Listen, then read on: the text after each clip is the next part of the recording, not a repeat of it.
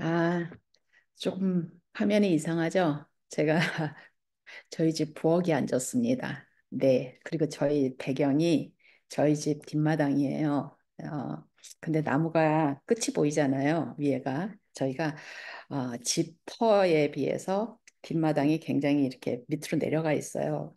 쭉 내려가 있어가지고 그러니까 지하실도 그래서 이제 미국 말로 워크아웃 지하실이라 그래서 지하실로 그러니까 아래층으로 내려가야지 이제 밖에 나갈 수가 있어요. 그래서 참 좋은 게 이 통유리를 제가 바꿨거든요. 그러면 이렇게 앉아가지고 밖에를 보면 나무의 꼭대기를 볼 수 있어요. 그거 하나가 참 좋아요. 이렇게 통유리로 바꾸고 나니까. 근데 제가 오늘 아침에 새벽에 이제 일어나가지고 오늘 2시에 눈이 떠져가지고는 머릿속이 복잡한지 이상하게 제가 어저께 이제 책을 보냈어요. 출판사에 드디어. 그 클래스룸 비헤이비어 매니지먼트 책을 보내가지고 보내고 이제 오늘이 그 다음 날이거든요. 그러니까 2시쯤에 눈이 떠지는 거예요. 그래서 2시부터 제가 지금 새벽 2시부터 여기 앉아 있어. 아마 이제 좀 이따가 낮잠을 좀 자야 될 것 같은데 제가 이제 뭔 얘기를 하고 싶어서 그러냐면 제가 이제 대학원 수업을 요즘 이제 주로 가르치는데 대학원은 현장 교사들이 이제 거의 인서비스 티처라고 그러거든요. 우리가 프리 서비스 영어로 얘기하면 프리 서비스 티처, 인 서비스 티처 이렇게 얘기를 해요. 그러면 프리 서비스 티처는 지금 트레이닝을 받고 있는 그러니까 사범대 교대 학생들이고 이제 인 서비스 티처들은 지금 서비스를 하고 있는 학교에서 현장에서 지금 가르치고 있는 선생님들을 이제 인 서비스 티처들이라는데 대학원 수업은 거의 이제 인서비스 티처들이 많아요. 요즘은 이제 미국의 교사들이 많이 부족해서 임시 교사 자격증을 가지고 현장에 투입이 돼서 이제 가르치면서 교사 자격증을 이제 뭐 1년, 2년, 3년 안에 이제 하는 거를 조건으로 해가지고 학교에 이렇게 어, 하이어가 된 케이스인데 이 교사들이잖아요. 인서비스 교사들인데 제가 책을 출판을 아직 하진 않았지만 이제 보냈다 그랬잖아요. 한 권을. 그건 이제 클래스룸 비헤비어 매니지먼트 책인데 또 다른 책 하나 이제 커리큘럼 책을 이제 그다음 지금 출판사에서 보고 있는데 이 친구들한테 이제 몇 개 챕터들만 골라가지고 읽혀요. 왜냐하면 저희 대학의 대학원 수업은 7주 수업이에요. 그러니까 속전속결로 가는 거죠. 그러니까 7주니까 보통의 학기가 14주, 15주인데 7주니까 절반만 가르치는 거잖아요. 그러니까 시간이 너무 부족해가지고 이제 한 챕터를 몇 개를 골라서 가르치는데 읽으라고 이제 시키는데 그 챕터를 읽을 때 제가 그전에는 이제 챕터 읽고 퀴즈로 이제 챕터 읽은 걸 그러니까 챕터를 읽은 걸 확인하기보다는 이제 이 친구들이 지식을 얼마나 배웠는가를 확인을 하는 걸 이제 여러 가지 방법이 있잖아요, 선생으로서. 그런데 이제 그중에 가장 쉬운 방법이 시험 보는 거잖아요. 우리나라처럼 시험으로 모든 거를 이렇게 판단하는 그런 것처럼 이제 퀴즈나 이런 시험을 보는 거 아니면은 학생한테 서머리를 해가지고 내라는 거, 그죠? 여러 가지 방법이 있는데 저는 다시 이제 아날로그로 돌아가서 이런 방법들을 다 쓰다 결국 아날로그로 돌아갔어요. 물론 돌아간 이유 중에서 하나는 그 AI가 요즘 너무 많이 발달돼 있기 때문에 책 챕터를 통째로 넣으면 AI가 알아서 서머리를 다 해줘요. 그러니까 학생이 정말로 읽었는지 안 읽었는지를 확인을 할 방법이 없는 거예요. 그럼 뭐 안 읽었으면 취소 내지 이렇게 하고 넘어갈 수는 있지만 또 형평성이 안 맞잖아요. 빼어하지를 않으니까. 그래서 이제 그런 것도 있지만 사실은 그거보다 더 중요한 거는 선생님들이 좀 연습을 하라고 제가 내주는 숙제인데 제 챕터를 이제 읽고 그러니까 이제 페이퍼로 지금 이제 아직 출판이 된 책이 아니니까 이제 제가 PDF 그 페이퍼로 이제 준단 말이에요. 주면은 친구들이 그거를 이제 프린트를 해서 이 읽으면서 이 사이드에다가 자기 읽은 거를 이제 노트를 적게 해요.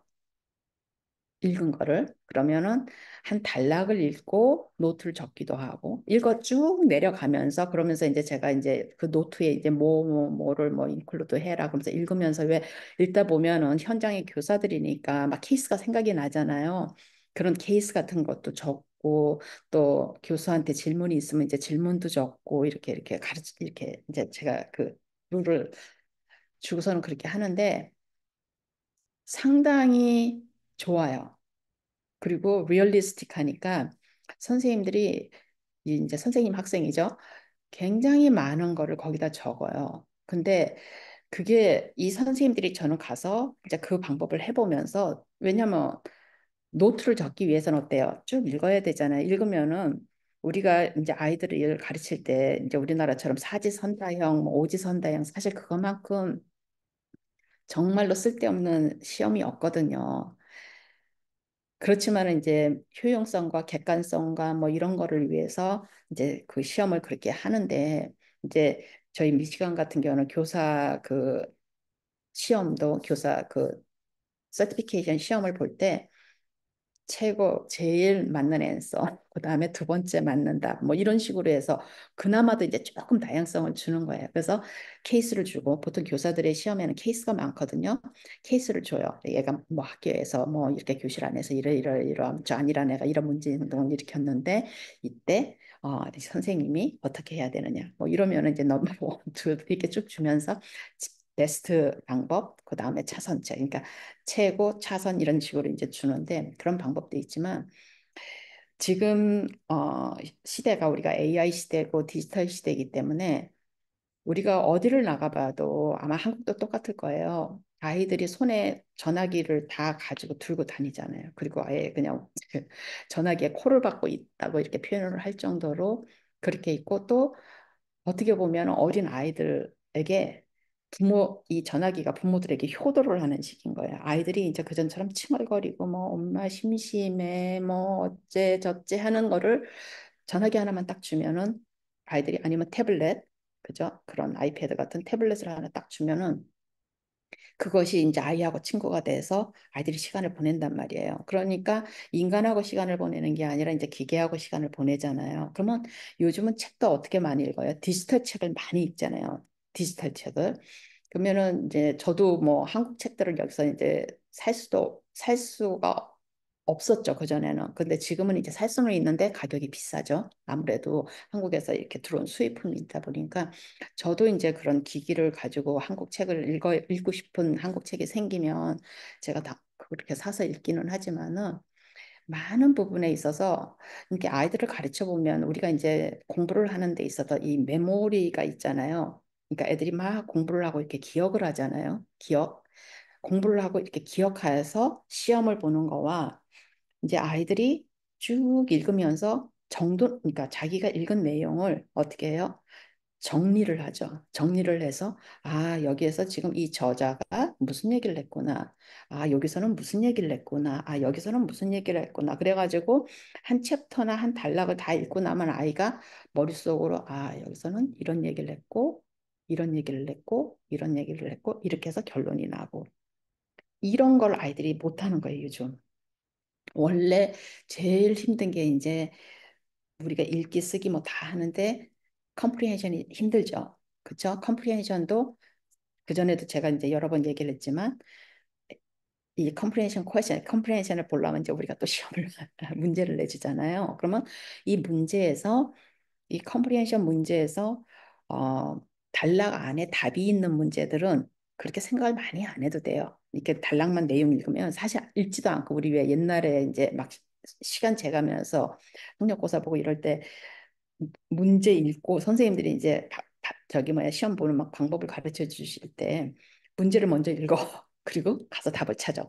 이렇게 하는 경우도 있어요. 왜냐하면 그걸 다 읽으려면 너무 시간이 오래 걸리니까 그렇게 거꾸로 해서 시간 절약하는 막 방법. 그러면 어떻게 해요? 눈으로 그냥 착착착착 빨리 스캔하는 막 그런 거를 해야지 되잖아요. 그것도 사실은 책을 많이 읽어본 친구들이 할 수 있는 방법이기는 해요. 그런데 어, 단락에 없는 문제. 그거를 이제 영어로 얘기를 하면 inferential인데 영어로 얘기를 하면 between line 이렇게 말을 해요. 그럼 between line 그러면 어때요? 말의 의미를 생각하는 거죠. 그러니까 우리가 대화할 때도 똑같잖아요. 이렇게 남자와 여자, 뭐 아내와 남편이 앉아서 얘기를 할 때도 서로 동문서답한다는 말이 바로 그런 어떤 이 사람은 이 얘기를 하고 있는데 이 사람은 엉뚱하게 이 말을 말로 대답을 한다는 거는 맥락을 이해를 못한다는 말이잖아요. 그 맥락을 이해하는 게 사실은 이제 그게 higher order thinking이거든요. 가장 이 우리나라에서 메타인지 뭐 이런 메타인지는 많이 알고 있는데 그 메타인지 같이 그렇게 하이 오더 띵킹이 되는 거예요. 그러니까 모든 것을 종합해서 정리를 하고 문제가 생겼을 때 어떻게 해결을 하고 문제가 뭔지를 파악하고 이런 생각의 힘이에요. 그게 띵킹이잖아요. 그러니까 생각의 힘을 이 책을 읽으면서 사실은 우리가 컴프리hen션을 통해 가지고 이런 훈련을 통해 가지고 이런 생각하는 훈련을 해야 되는데 요즘 이제 그런 것들이 너무 약한 거예요. 약해서 제가 선생님들한테 이제 그걸 해요. 그러니까 저도 책을 읽을 때 저는 이제 습관인데 소설책을 읽든 일반 책을 읽든 종이책을 읽을 때 저는 이렇게 써놓으면서 읽는다. 제가 그 전에 한번 그런 얘기를 했었어요. 그래, 영상이 아마 있을 거예요. 그래서 제가 20대의 나를 만나다 뭐 이런 제목을 해서 제가 하나 올렸던 것 같은데 이제 옛날에 읽었던 책, 20대 읽었던 책을 제가 우연히 이렇게 꺼냈는데 거기에 제가 박한서 씨 책에 제가 이렇게 적어 놓은 게 있는 거예요. 그래서 제가 근데 상당히 길게 적어 놨더라고요. 그래서 제가 그걸 쫙 읽으면서 20대에 내가 이 책을 읽으면서 이런 생각을 했었구나 하는 나를 다시 20대의 나를 다시 만난 거예요. 이게 피지컬리 거기 글을 통해 가지고 그런 것처럼 어 그런 방법을 이제 부모님들이나 선생님들이나 이런 제가 이제 우리 선생님들한테 그런 숙제를 내주는 거는 선생님들이 그렇게 읽으니까 일단 시험을 안 보니까 너무 좋아하죠. 시험이라는 거는 선생님들도 힘들어해요. 대학원생들도 힘들어해요. 근데 좋고 그다음에 그렇게 읽으니까 많은 메모를 하게 되고 읽으면서 어떻게 해요? 기억이 되살아나는 거예요. 기억이 되살아나고 읽으면서 어떻게 해요? 자기 반에서 일어났던 어떤 학생이 어떤 일을 했던 그 케이스하고 연결이 되고 또 읽으면서 그래서 얘가 그렇게 힘들어했구나. 얘가 그렇게 헤맸구나. 얘가 이 쉬운 내용을 이해를 못했구나 하고서는 굉장히 많은 케이스들을 선생님들이 거기다 적어요. 근데 그걸 무슨 케이스를 적어서 제가 점수를 줘서 그러는 게 아니라 그렇게 펜을 들고 일단 책을 읽을 때 이 펜을 들고 책을 읽기 시작하잖아요. 그러면 사람은 이 손이 가만히 있지를 않기 때문에 그걸 가지고 동그라미도 치게 되고 줄도 긋게 되고 뭔가 마크를 하게 되고 뭐가 이해가 안 가는 게 있으면 퀘션 마크도 하게 되고 또 읽다 보면 너무 지루하면 왜 이렇게 지루하지 하고 옆에다 써놓기도 하고 그렇게 되거든요. 그러니까 아이들하고 이제 어릴 때부터 그러니까 부모님이 만일에 집에서 아 저는 이제 부모님들이 굉장히 학원들을 많이 보내시잖아요. 근데 그 시간이 참 아까웠다는 생각을 많이 하거든요. 근데 한국에서는 어쩔 수가 없는 일이기 때문에 이제 그렇다고 이해는 가는데 아주 어릴 때부터 아이들에게 이제 저는 굉장히 아이들을 리딩을 일찍 가르치라는 주의거든요. 왜냐하면 리딩이라는 거는 어때요? 리딩을 통해 가지고 아이들이 많은 곳을 여행을 할 수가 있잖아요. 책이라는 걸 통해 가지고 안 그러면 아이들은 부모가 어디를 데려가지를 않으면 움직이지를 못하는데 예를 들어서 한 번도 부모하고 같이 어디 놀이동산이라든지 어디를 가보고 미국이나 어디를 가본 수가 없는 상황에서 미국을 책을 통해 가지고 얼마든지 여행을 할 수가 있잖아요. 근데 이제 처음에는 그림책을 가지고 여행을 하면 어때요? 아무래도 생각이 이제 좀 한계가 있죠. 눈으로 이렇게 보니까 재밌기는 한데 생각에 한계가 없지만 아이들이 글자가 이제 나중에 아이들이 리딩 스킬이 기술이 이제 조금 늘면은 아이들이 이제 그림이 없는 글자만 있는 책을 이제 읽게 되잖아요. 그럴 때 아이들이 글자를 통해서 뭐를 해요? 이미지네이션을 한단 말이에요. 그를 비주얼라이제이션이라고 그러거든요. 비주얼이 뭐예요? 비주얼이 눈으로 보는 거잖아요. 그러니까 멘탈 무비를 보듯이 그렇게 아이들이 읽으면서 아이들이 그걸 가지고 추측을 하면서 그 글을 읽으면서 그렇겠구나. 유럽에는 길이 이렇게 좁게 나 있나 보다 하고 아이들이 자기 머릿속에 그림을 그린단 말이에요. 그런 게 전부 다 뭐예요? 그런 게 다 컴프리헨션이잖아요. 근데 그런 것들을 아이에게 연필을 주면 어떻게 돼요? 펜을 주거나 연필을 주고 아주 꼬맹이 때부터 이렇게 엄마 같이 앉아가지고 이렇게 시키기 시작하면은 아이들이 그걸 가지고 거기다 이제 적죠.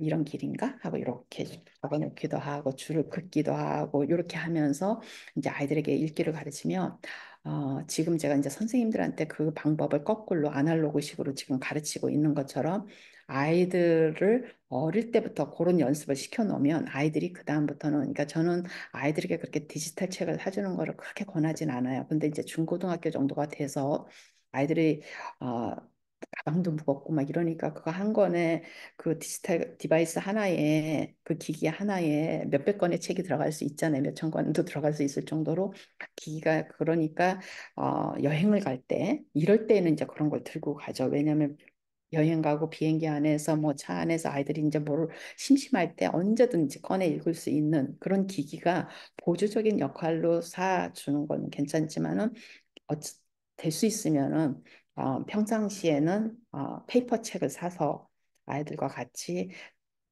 항상 이렇게 해 하고 이렇게 시키면은 아이들한테는 뭐가 돼요? 숙제가 된단 말이에요. 근데 이제 아이들하고 같이 엄마가 책을 읽으면서 아빠가 책을 읽으면서 아니면 선생님이 같이 아이들한테 뭔가 과제를 내줘도 그렇게 과제를 내면 이걸 다 종합 정리해가지고 와 이거보다는 교과서 옆에다가 그렇게 전부 다 적어가지고 와 그러면 아이들이 그걸 적기 위해서 훨씬 더 비주얼 어텐션이 강해지거든요. 그렇게 하면은 그러니까 비주얼 어텐션이라고 그러잖아요. 그러니까 주의 집중 뭐 이런 것이 손을 펜을 들고서는 이렇게 읽다 보면은 굉장히 강해져요. 그래서 아이들이 이렇게 집중해서 읽게 되고 그렇게 하면서 이제 문단을 정리를 해서 그러니까 여러 가지 방법으로 아이들에게 가르쳐 줄 수 있어요. 너희가 읽으면서 저처럼 무슨 케이스라든지 네 리플렉션 생각이라든지 뭐 또 교수에게 할 질문이라든지 이런 것들을 저는 이제 제 책이니까 제가 그렇게 이제 이야기를 하죠. 질문이 있으면 적어라. 그런데 뭐 일반 텍스트북을 해도 상관이 없잖아요.